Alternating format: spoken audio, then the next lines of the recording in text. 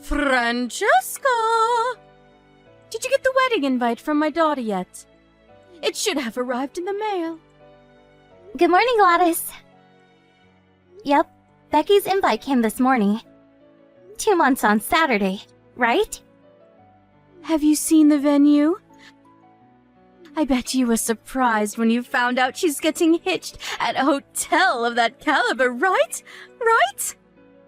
Yeah, I gotta admit, I wasn't expecting that. I heard a few celebrities got married there recently. I even read that it's the King of Saudi Arabia stays there when he comes to the States. I thought I was misreading it at first. That's right! Isn't it amazing? It really is. I can't wait to see what the ceremony's like. My Becky outdid herself this time. She really is incredible. I always knew she ended up bagging herself a rich, high-spec guy. We're finally moving into the upper echelon of society, my dear. And this wedding is where our ascent begins. We're going to the moon, baby! I couldn't be more proud of my amazing daughter. Her big brother might have failed miserably, but she more than makes up for it. Failed miserably? Just to clarify, you're talking about my husband, aren't you? Of course. Sean's my only son. Who else would I be talking about? Right, I thought so. I still have no idea why he married someone like you. I've been racking my brains over it since the day I met you. And I've accepted that I'll probably never understand. Love makes people do the craziest things. Lovely. Thanks for that. It's such a waste to think he graduated from one of the most prestigious colleges in America and works for a major global company. But the best wife he could find was a broke loser raised by a single mum. It breaks my heart. It really does. It's obvious you were only ever after his money. You couldn't be more wrong, Gladys. I love Sean for who he is. I'd still be his wife if he worked at Walmart. The money is incidental. I'm sure Becky feels the same about her husband, too. I wonder. You may be too wet behind the ears to have realized this, but women tend to be more calculating than men. Not that it's wrong for money to be a priority when choosing a partner. That's not a gender thing. It's a human thing. And it's good common sense in my eyes. But please, Francesca, you can't be serious when you said you would have still married my Sean if he worked at Walmart? Oh, the embarrassment! Yes, I would. Perhaps that wasn't the best question to ask you. You can say whatever you like. Now you already have your grummy mitts on the pot of gold at the end of the rainbow. It doesn't matter, though. I know your true colors, whether you admit to them or not. In any case, I don't acknowledge you as my son's wife, and no children you bear will be part of this family. You're the cursed spawn of a single mother, and we don't need dirty poor people blood tainting our proud lineage. You do well to remember that, Francesca. Yes, I know, Gladys. You remind me almost every day. But what's wrong with being raised by a single mom? I know tons of great people who grew up without one of their parents. Everyone knows people raised by single mums are bad. Vulgar, crude people. And it's best to stay away from them and their ilk whenever possible. Now, I understand we are where we are, and that you can't help it. but you could at least go to the effort of not looking like you were dragged up from the gutter. You look more like you belong in a sleeping bag on the street than in Holy Communion with my son. And don't even get me started on your unfortunate face. Your features scream poverty from a mile off. My family, on the other hand, our faces give off an air of refinement and sophistication. Anyone would think we were aristocrats from the way we look. You're a filthy peasant at the genetic level. Oh, I almost feel sorry for you. Imagine being cursed with that face not even a broke single mother could love. People probably cross the road when they see you coming because they think they're about to get robbed or catch malaria. That's enough. Stop talking about my mom. Oh dear. Is someone angry? Do forgive me. I didn't mean anything by it, darling. You know how me and you love to tease each other. Still, though, no kids after 3 years of marriage? Forgive me if this is inappropriate, but is there any chance my son's fed up of looking at your brute face every day? Gladys, this level of rudeness is totally uncalled for. Please, stop. Oh, don't be so dramatic, dear. I told you I don't mean anything by it. It's just a bit of playful teasing. It's true, though, isn't it? Can't he even bring himself to look at you anymore? Take a chill pill. Careful, dear. All that stress will make you even uglier. Sorry, I have to go. I'm on my way to your mom-in-law's house now. Ah, yes, of course. You're due to see the old hag today. Be a darling and say hi to the old hag from me, would you?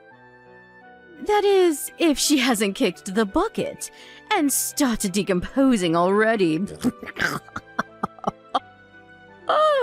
I'm counting on you to change your diapers, dear.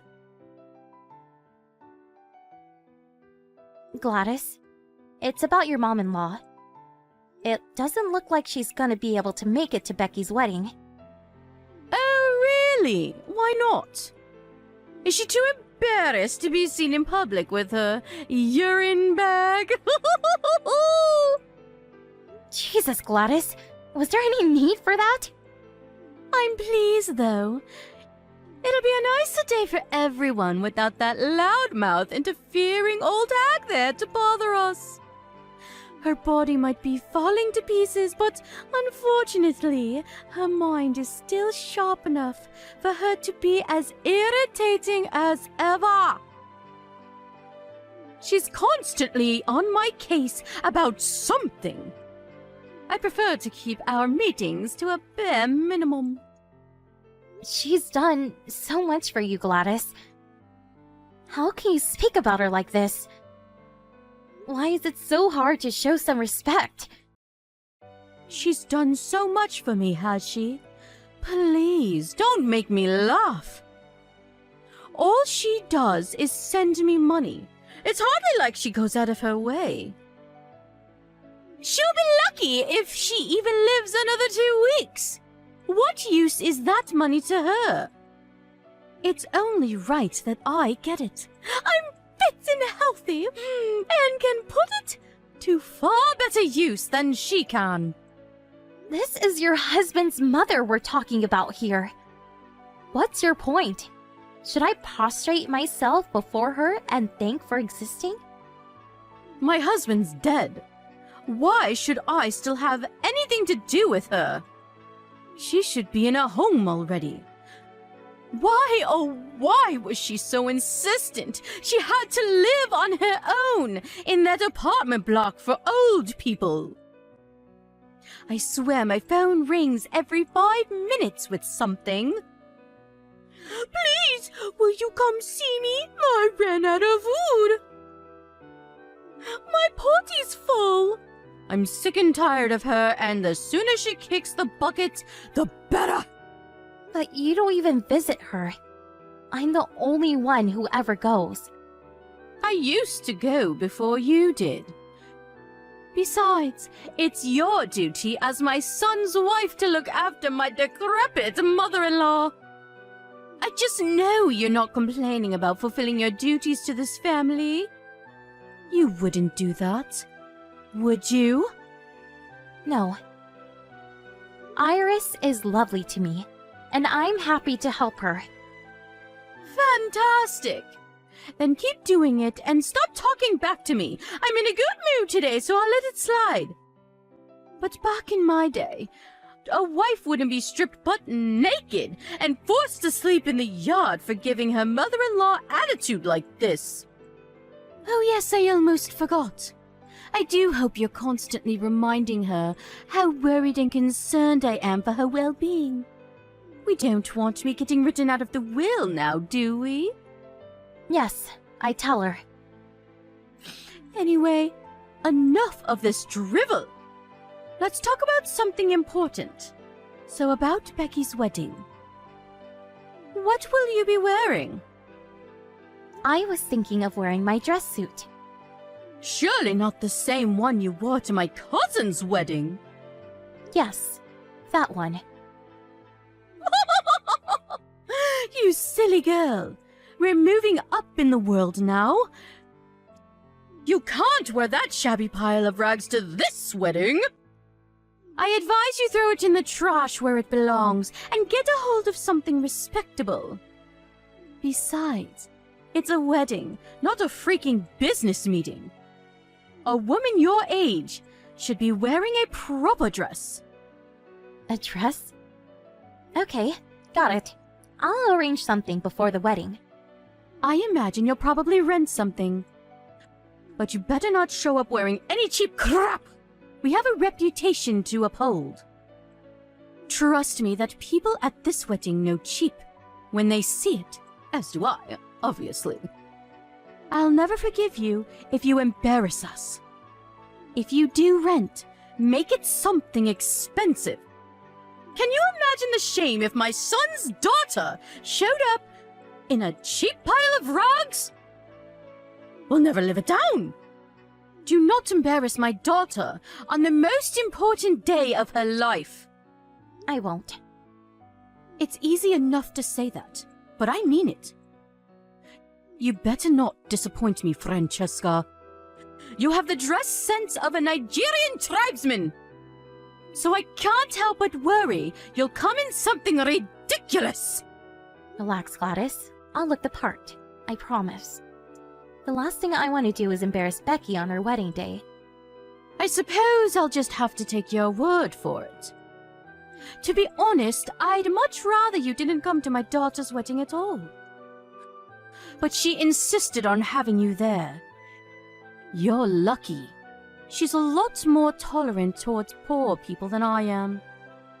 Right. Becky's great. She's always been kind to me. Her husband's family are of excellent prodigy, too. They have records of their ancestry going back to medieval Europe. They even have a coat of arms. Does your family have a coat of arms? What am I saying? Of course it doesn't. Anyway, I digress. Don't let us down, Francesca. If you show up in something cheap and tacky, I can assure you, you'll be the first taxi home. I don't care what Becky says. Hello, Francesca. Thanks for showing your face at the wedding today. Did you leave yet? Yes. I'm on my way to a place that specializes in dress cleaning. Hopefully I can get there soon enough for it not to stain. Oh, don't be silly, dear. It was just a splash of beer. You're such a drama queen. A splash of beer? You poured an entire keg over me on purpose. Right in the middle of your own daughter's wedding! There's no justification for what you just did. You're horrible. There we go with the over-exaggerations again. It wasn't on purpose, dear. I just slipped is all. Actually, I think I might have gasped in shock when I saw that cheap piece of crap dress you were wearing and spilled some beer on you by mistake. But you know what? It serves you right. I made it crystal clear. You were to rent the most expensive dress you could. This is what you get for ignoring me and showing up in peasant wear. You broke your promise. I didn't rent it. Oh? You mean you actually paid for that thing? So that's why you're running around like a headless chicken, trying to get it cleaned. How's your dress looking, dear? It's obviously cheap garbage. Why not throw it in the trash where it belongs? Wrong. You told me to come looking the part, so I went the extra mile and did just that. You looked the part in that thing, did you? Oh, the delusion! Now I've heard it all!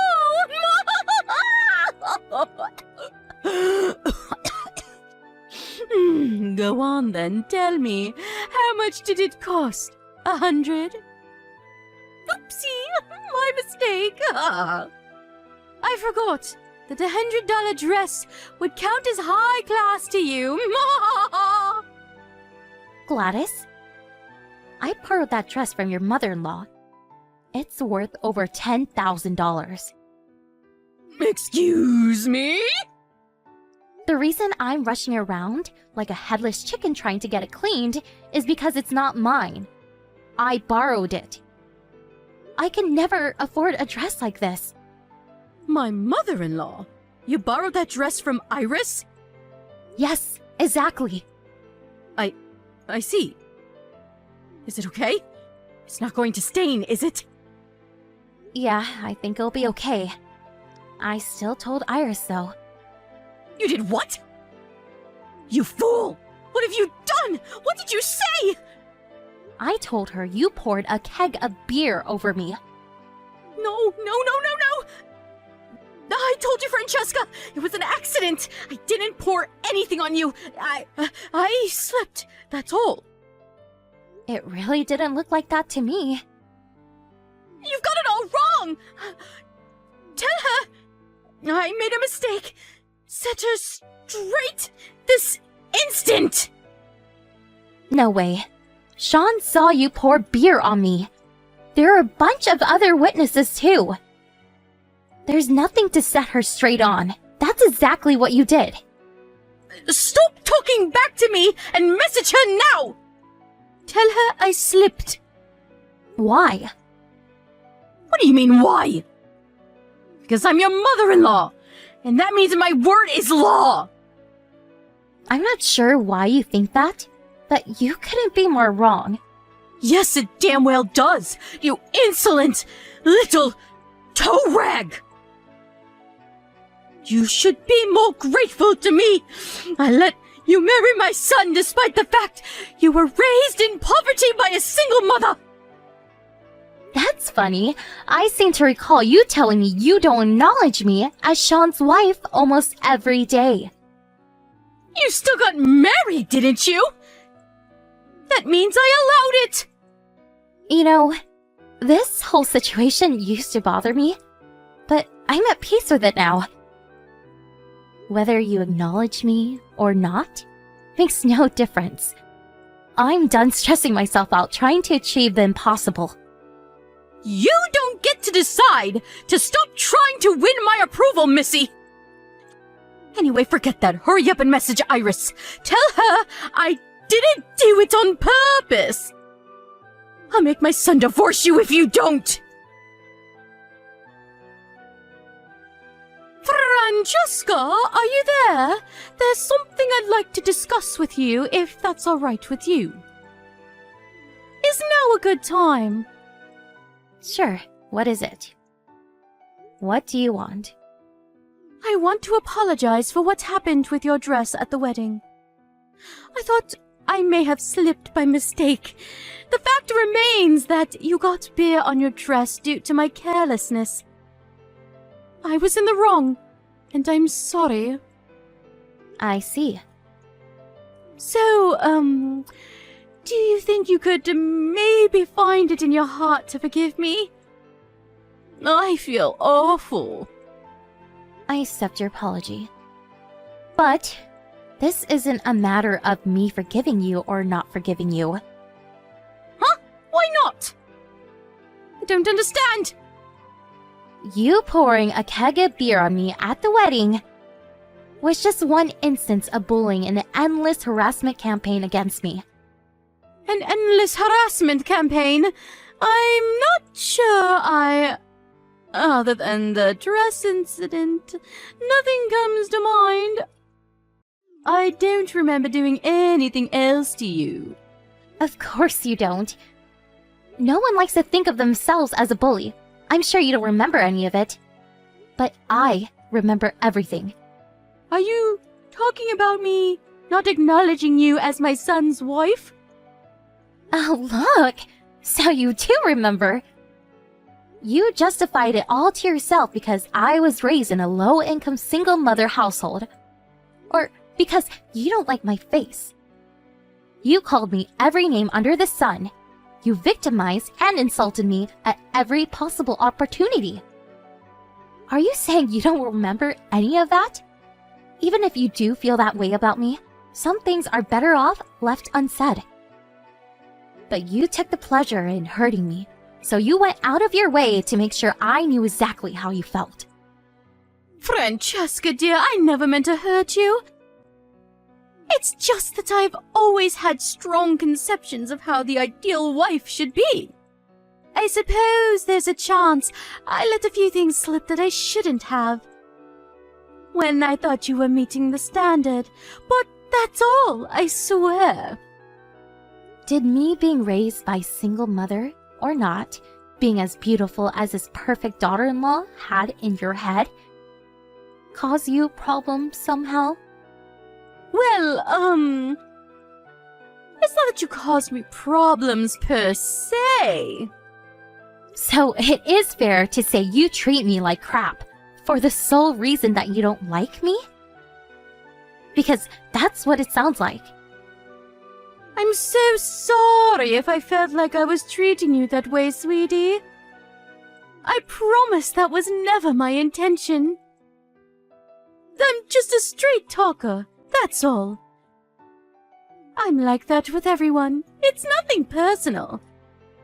I never tried to hurt you on purpose, not once. Really? It's funny.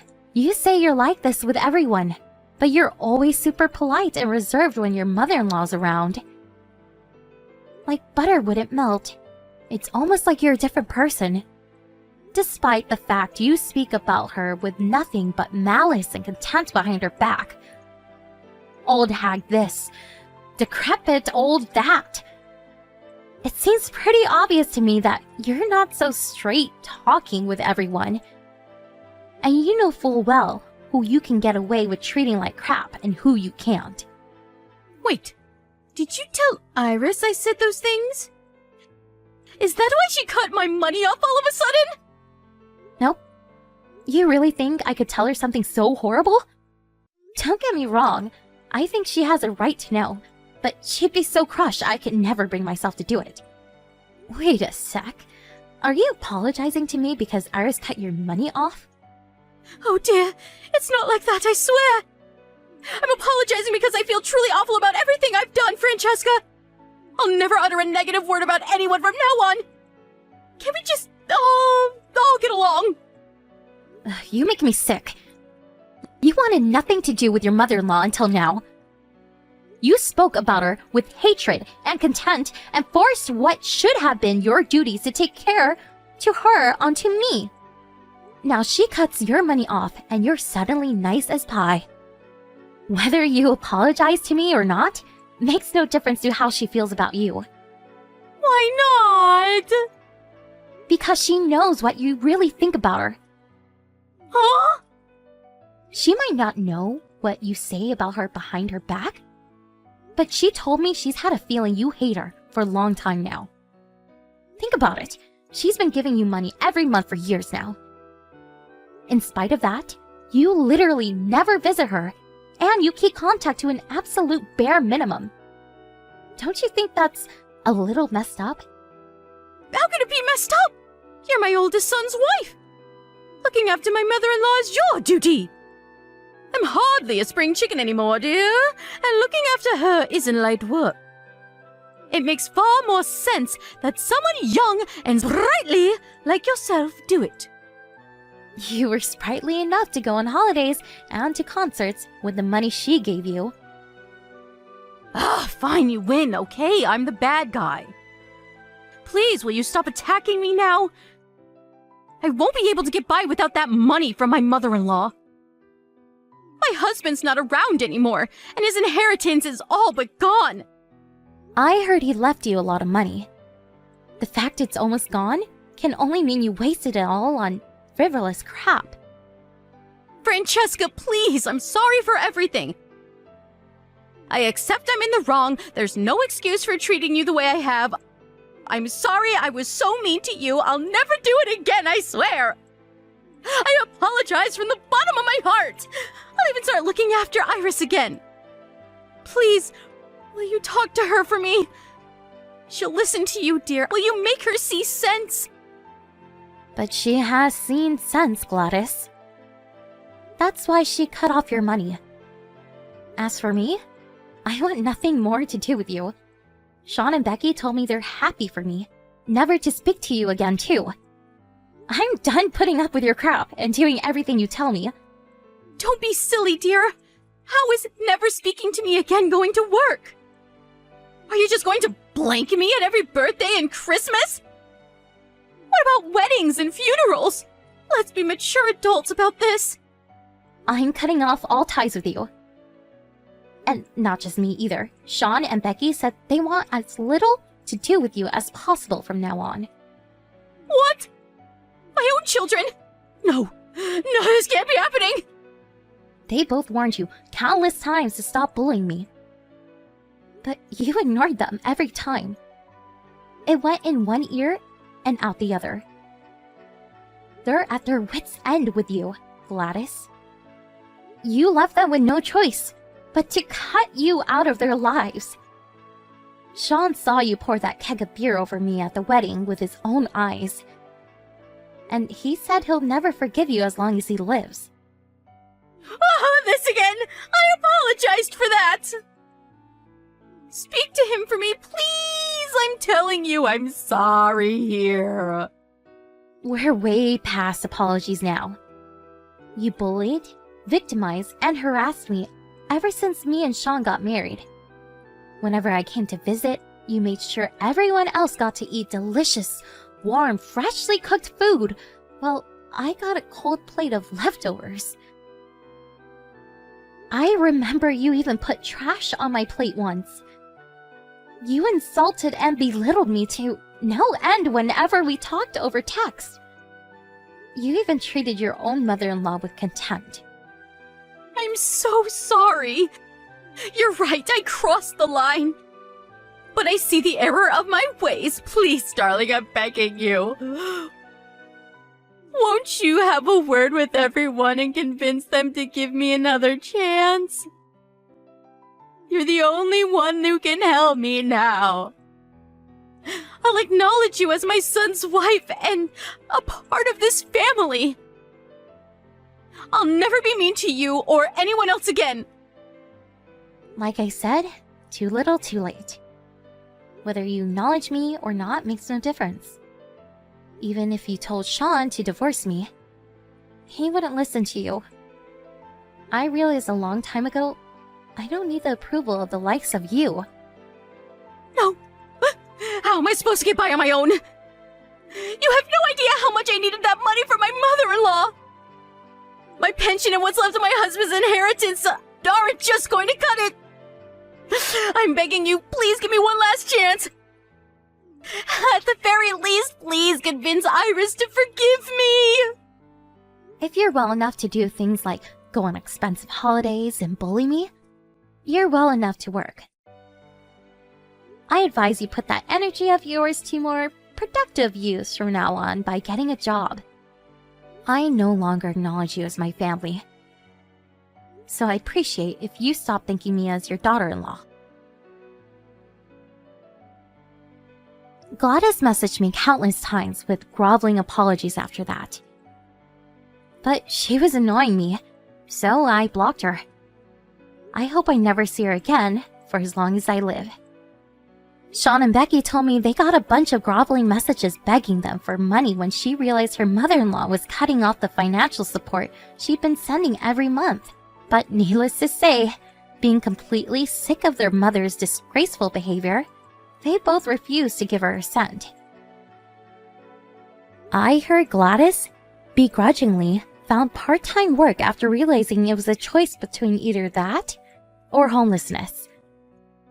But Becky told me she messages her every day complaining how hard it is and lamenting the soul-crushing despair and loneliness of her new life and her hatred towards herself for creating it.